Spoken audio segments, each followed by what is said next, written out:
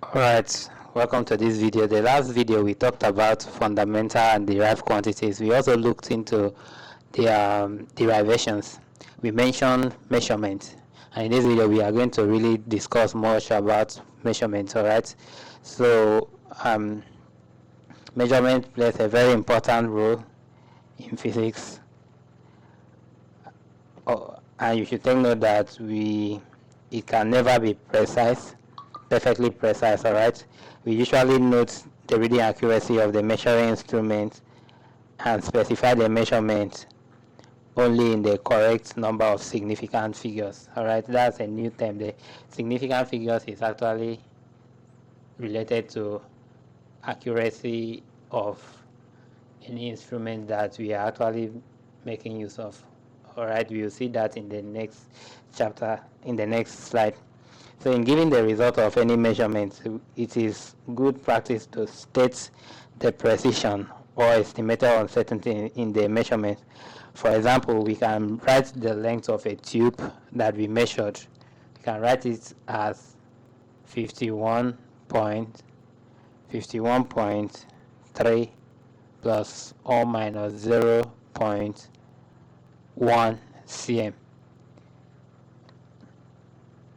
Now this tells you that 0.1 represents the estimated uncertainty in the measurement.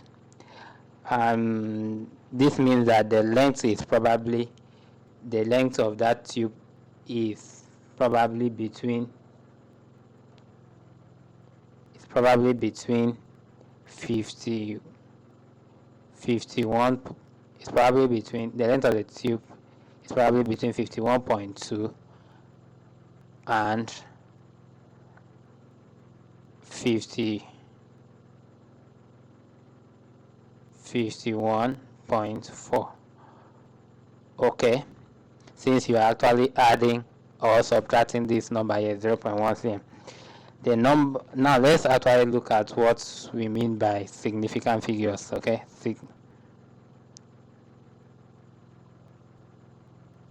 so significant figures is the number of reliably known digits in a number. They are usually taken as all figures from the first non-zero digit to the last non-zero digit, together with the final zeros if they occur after the decimal point. Okay, so if let's look at an example for significant figures. Here, example, if we have 51.35.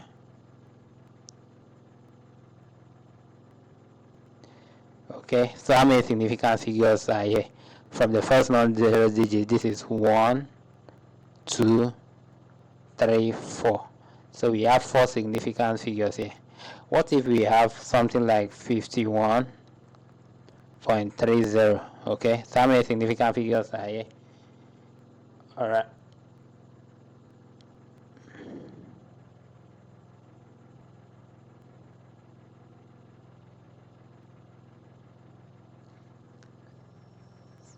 Here 1, 2, 3, 4, still 4 significant figures. Okay, what if we have something like 51? If you have something like 50, no, we've done that already. If we have something like 0.053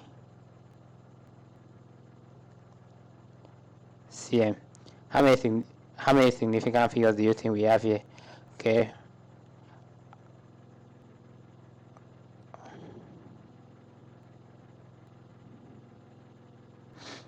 we have 1, 2. Okay, all right, those are the first non-zero digits here. So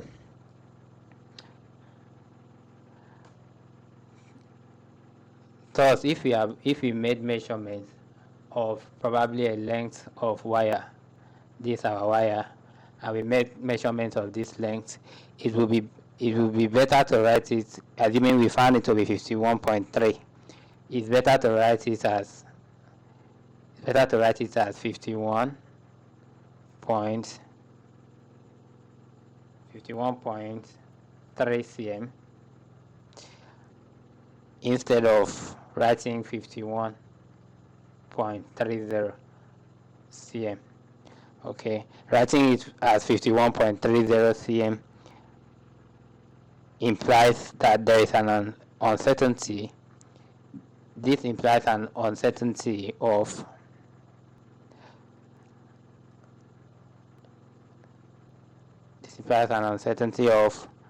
0.01. Okay,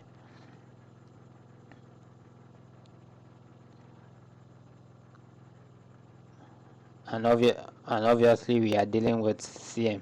Okay, now significant figure is actually very useful in indicating the precision in which a particular instrument has been made. Okay, so while actually talking about measurement, let's go straight into some basic measurements you come across at this level in your laboratories. All right, we start with the length. Okay,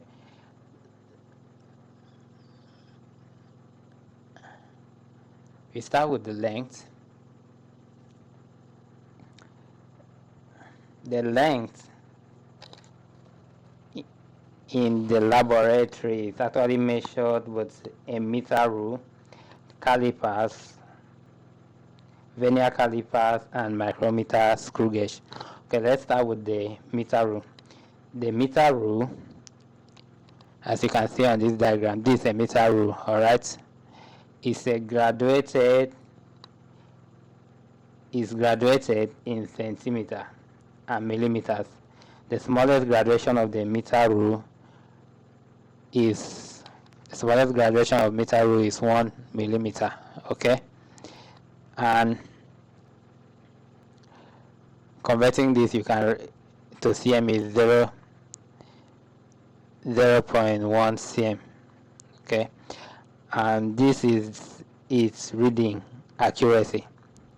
Measurement can be estimated up to half the smallest graduation. This means 0.5 millimeter or 0.05 cm. This actually signifies the estimated uncertainty when measuring with the meter rule. Okay, so to record a length, you can actually record a length as, for example, you can record a length of 22.55 plus or minus 0.05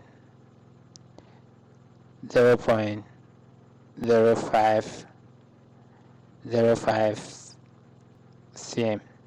This stands for the uncertainty in measurement of a meter rule. Take note of the definition of meter rule. A meter rule has a length of 1 meter, which is equal to 100 centimeters, as the name suggests. Okay, let's look at why using your meter rule to make measurement in the laboratory. In measuring with the meter rule in the laboratory, you have to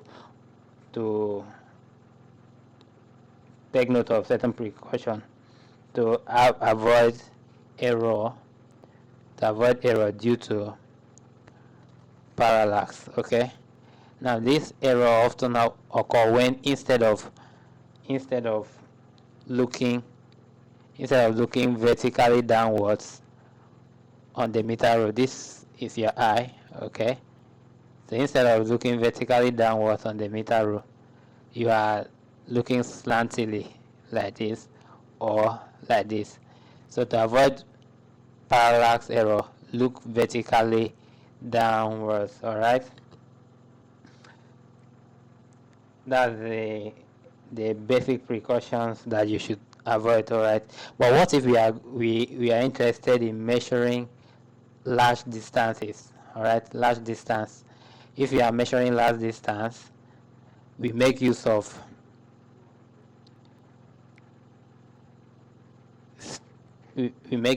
tapes. The tapes can be made of steel. All right, and this has typical example of large distances that we can measure is something like the length or width of your volleyball pitch or your football field in the school. Okay, so the next instrument that we make use of in the laboratory to measure length is the calipers. All right, is the calipers.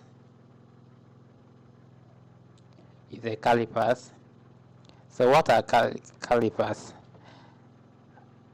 So calipers are used to measure length on solid objects that are in cylindrical form. The jaws of the calipers are adjusted until they touch the object in the correct positions. The length between the jaws is then measured on a graduated scale. Okay, an example of calipers is the vernier caliper. All right, vernier calipers.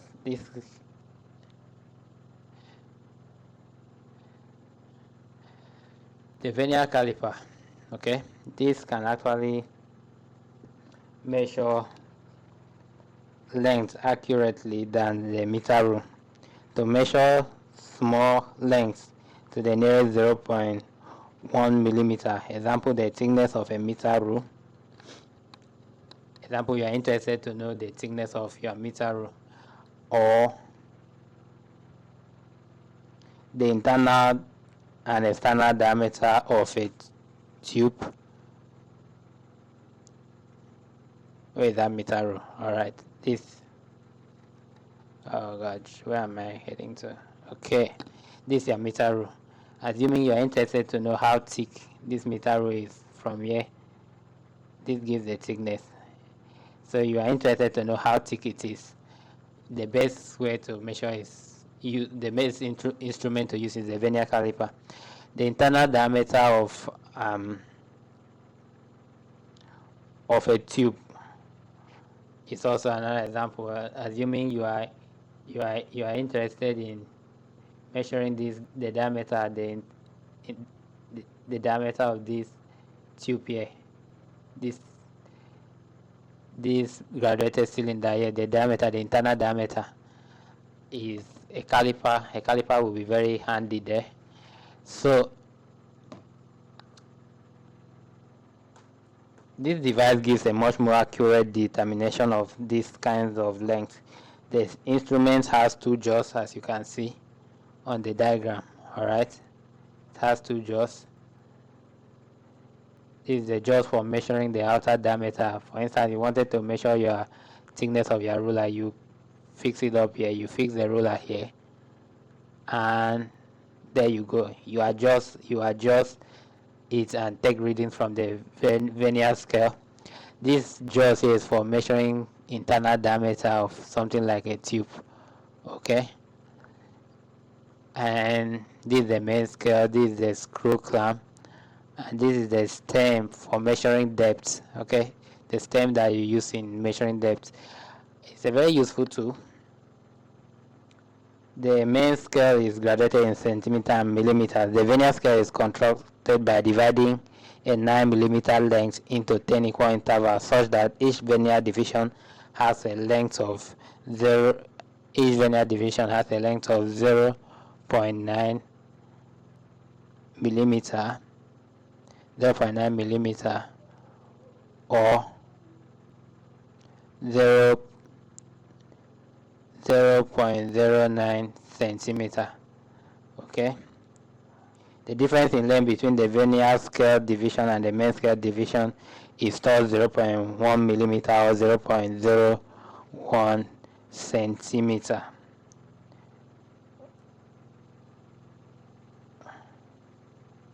Okay, for any measurement, the reading on both the main and vernier scale are added together to obtain the total reading of the length. The vernier calipers can usually measure to an accuracy of 0.01